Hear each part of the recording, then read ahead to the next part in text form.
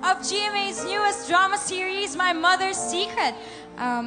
Alam nyo, kanina pa kami na-intriga kung ano ba ang sekreto na ma-reveal dito. Christian, can you tell us about this? And drama ang gagawin mo dito. Yes.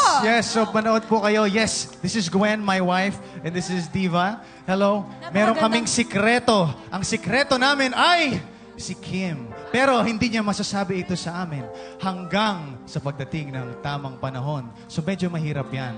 Pero we're so happy and we're so excited for you to watch My Mother's Secret.